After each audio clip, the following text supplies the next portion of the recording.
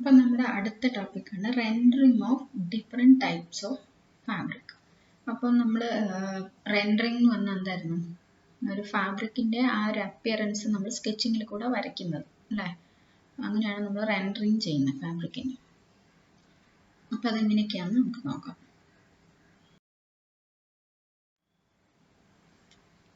അപ്പോൾ അത് നമ്മൾ വേരിയസ് ടെക്നിക്സ് യൂസ് ചെയ്യുന്നുണ്ട്. നമ്മൾ ആ ഒരു അപ്പിയറൻസ്, ഒരു ഫാബ്രിക്കിൻ്റെ അപ്പിയറൻസ് അല്ലെങ്കിൽ ഒരു പ്രത്യേക ടെക്സ്ചർ കൊണ്ടുവരാൻ വേണ്ടിയിട്ട് നമ്മൾ പല ടൈപ്പ് ടെക്നിക്സ് ആണ് യൂസ് ചെയ്യുന്നത്.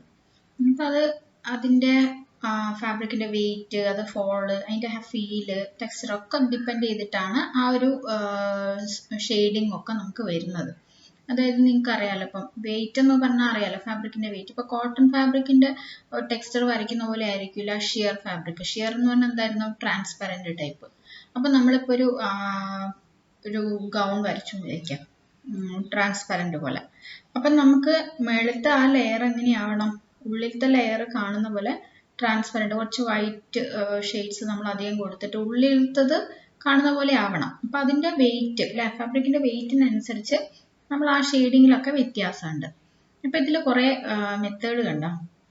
ഹാച്ചിങ്, ക്രോസ് ഹാച്ചിങ്, സ്റ്റിപ്ലിങ്, സ്ക്രിബ്ലിങ്, ഇങ്ങനെ പറഞ്ഞിട്ട് കുറേ മെത്തേഡ് ഉണ്ട്. സ്കെച്ചിങ് നമ്മൾ വരയ്ക്കുന്നതിന് കുറച്ച് പല ടൈപ്പ് മെത്തേഡുകളുണ്ട്. അപ്പോൾ അതൊക്കെ വെച്ചിട്ടാണ് നമ്മൾ ഈ ഒരു ടെക്സ്ചർ, നമ്മളിപ്പോൾ കോട്ടൺ ഫാബ്രിക്കിൻ്റെ ടെക്സ്ചർ വരയ്ക്കാൻ പറഞ്ഞാൽ നമ്മളൊരു പീസ് കോട്ടൺ ഫാബ്രിക് എടുത്തു, അതുപോലെ അതിൻ്റെ അപ്പിയറൻസ് നമ്മൾ കൊണ്ടുവരാൻ ശ്രമിക്കണം. അപ്പോൾ നിങ്ങൾ ഇത് ചെയ്തിട്ടുണ്ടെന്ന് തോന്നുന്നു. ഫാബ്രിക് റെൻഡറിങ് ഞാൻ അന്ന് പറഞ്ഞിരുന്നു ചെയ്യാൻ വേണ്ടിയിട്ട്.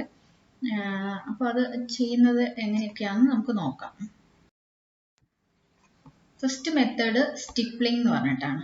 അപ്പം നിങ്ങൾക്ക് ഈ മെത്തേഡുകളൊന്നും ഡീറ്റെയിൽ ആയിട്ടൊന്നുമില്ല. ഇന്ന ഫാബ്രിക്കിൻ്റെ ചെയ്യാനുണ്ട് സ്കെച്ചിങ്ങിൽ.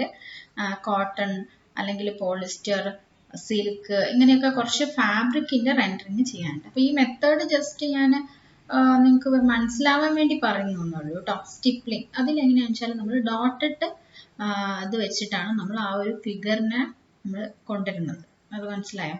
Light and shade. അപ്പോൾ ഈ ലൈറ്റ് എങ്ങനെയാണോ വരുന്നത് അതിനനുസരിച്ച് നമ്മൾ ആ ഷെയ്ഡും കൂടെ കാണും. കാരണം ഇവിടെ ഒക്കെ ഉണ്ടാവും കുറച്ച് ഡാർക്കായിട്ട് വന്ന്.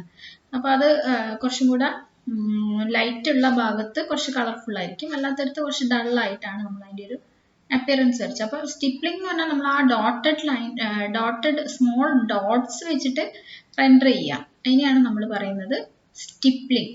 ഇതൊക്കെ പല ടൈപ്പ് സ്റ്റിപ്ലിങ്ങിൻ്റെ എക്സാമ്പിൾസ് ആണ്. എല്ലാം ഡോട്ടഡ് വെച്ചിട്ടാണ്, പക്ഷെ അത് പല മെത്തേഡുകളിൽ ചെയ്തിരിക്കുന്നതാണ്.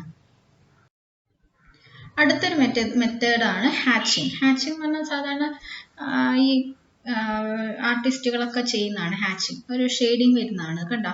ഒരു ലൈൻസ്, ക്രോസ് ലൈൻസ് പോലെ വരച്ചിട്ടാണ് നമ്മൾ ആ ഒബ്ജക്റ്റിനെ ഉണ്ടാക്കിക്കൊണ്ടിരുന്നത്. പക്ഷെ അത് നമുക്ക് ലൈൻസ് ഉണ്ടെന്ന് നമുക്ക് പക്ഷെ ദൂരെ നിന്ന് കണ്ടാൽ മനസ്സിലാവില്ല. അങ്ങനെയാണിത് ഹാച്ചിങ് എന്ന് പറയുന്നത്. ഹാച്ചിങ്. അടുത്തത് ക്രോസ് ഹാച്ചിങ്. ഹാച്ചിങ് എന്ന് പറയുമ്പോൾ നേരത്തെ പറഞ്ഞത് വെറും ലൈൻസ് ഇങ്ങനെ ഉണ്ടാവും. ക്രോസ് ഹാച്ചിങ്ങിലാകുമ്പോൾ അങ്ങോട്ടും ഉണ്ടാവും ഇങ്ങോട്ടും ഉണ്ടാവും. രണ്ട് ഡയറക്ഷനിലേക്കും ക്രോസ് ഹാച്ചിങ്ങിൽ കാണാം. ഇതിൽ ഹാച്ചിങ് വന്നിട്ട് ഇത് ഇങ്ങോട്ട് ക്രോസ് ഹാച്ചിങ് ഒക്കെ വരുന്നത്. അപ്പം ഇതൊക്കെ ഇങ്ങനെ ഒരു പല ടൈപ്പ് മെത്തേഡുകളാണ്. ഇതൊക്കെ നമ്മൾ സ്കെച്ചിങ്ങിൽ സാധാരണ വരയ്ക്കുന്നവരൊക്കെ നമ്മൾ കാണാമല്ലോ, ആർട്ടിസ്റ്റുകളൊക്കെ ഇതൊക്കെ യൂസ് ചെയ്യുന്നത്. നമുക്ക് അധികം വരാറില്ലെങ്കിലും നമ്മൾ ഇപ്പം ഗാർമെൻ്റ് ഒക്കെ ചെയ്യുമ്പോൾ നിങ്ങൾക്ക് ഇങ്ങനത്തെ ഒക്കെ നോക്കിയിട്ട് ചെയ്യാം. പിന്നെ ഉള്ളത് ഷെയ്ഡിങ്. ഷെയ്ഡിങ് അറിയാലോ, നമ്മൾ പെൻസിൽ വെച്ചിട്ട് ഷെയ്ഡ് ചെയ്യും, കളർ പെൻസിൽ വെച്ചിട്ട് ചെയ്യും. അത് ആ ഒരു ലൈറ്റ് എവിടെ നിന്നാണോ പതിക്കുന്നത് അതിന് ഡിപ്പെൻഡ് ചെയ്തിട്ടാണ് അതിന് ഷെയ്ഡിങ് വരിക അല്ലേ? ഇവിടെയൊക്കെ ലൈറ്റ് ഇങ്ങനെ വരുന്നു എന്ന് വിചാരിക്കുക. അപ്പം ഉള്ളിലുള്ള ആ ഒരു പോർഷൻ നമ്മൾ എന്ത് ചെയ്യും? കുറച്ച് ഡാർക്കായിട്ട് കൊടുക്കും. ഇതിലൊക്കെ ഉണ്ട്. അപ്പോൾ ഇങ്ങനെ നമ്മൾ ഷെയ്ഡിങ് അനുസരിച്ച് നമുക്ക് ആ ഒരു ടെക്സ്ചർ കൊണ്ടുവരാൻ പറ്റും.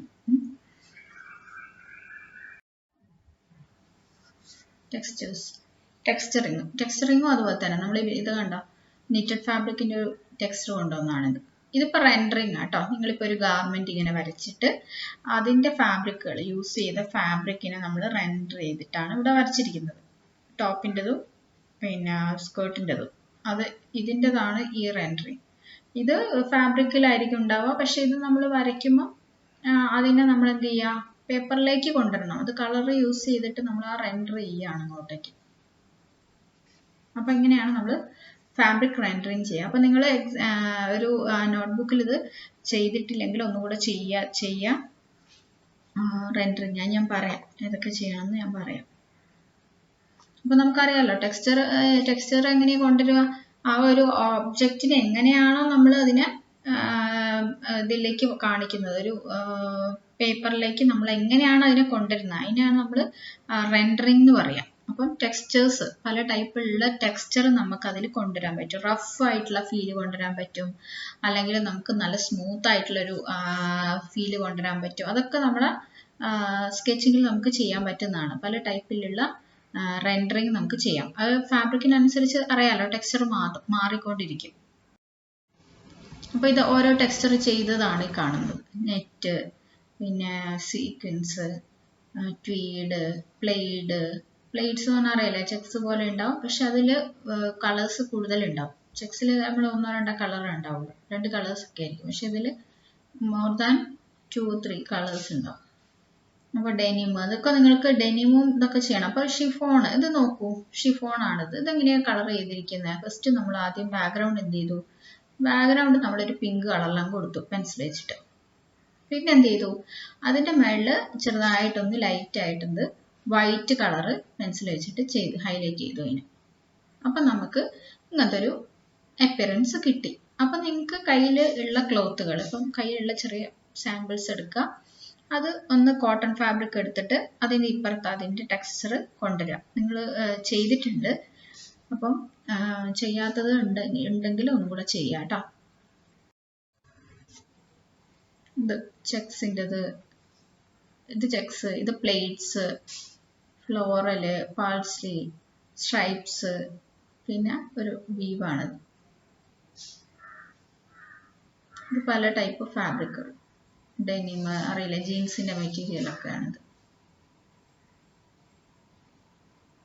ഇപ്പം നിങ്ങളുടെ കയ്യിലും പ്രിന്റഡ് ഇങ്ങനത്തെ ആണെങ്കിൽ ഇങ്ങനെ വരയ്ക്കുക. ഇതിപ്പോൾ എല്ലാത്തിനും ഇത് കൊണ്ടേ വരയ്ക്കുകയല്ല, നമ്മൾ ഏതാണോ കയ്യിലുള്ള ഫാബ്രിക് അതിൻ്റെ അനുസരിച്ച് നമ്മൾ അതിൻ്റെ ടെക്സ്ചർ ഇതിലേക്ക് വരയ്ക്കുകയാണ്, റെൻഡർ ചെയ്യുകയാണ്. ആ ഫാബ്രിക്, നമ്മുടെ കയ്യിലുള്ള ഫാബ്രിക്കിനെ റെൻഡർ ചെയ്യുക. അപ്പോൾ അതായത് നിങ്ങളൊരു ഫാബ്രിക് എടുത്ത് വെച്ചിട്ട് നിങ്ങളുടെ ഇഷ്ടപ്പെട്ടൊരു ഗാർമെൻറ്റ് ഡിസൈൻ ചെയ്യും.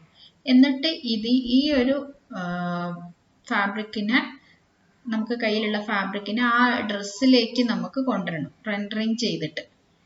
ഓക്കെ, കയ്യിലൊരു ഫാബ്രിക് എടുക്കുക, എന്നിട്ട് ആ ഡിസൈൻ നമ്മുടെ ഗാർമെൻറ്റ് വരച്ചതിലേക്ക് കൊണ്ടുവരാം. ഞാൻ അസൈൻമെൻ്റ് ആയിട്ട് തരാം.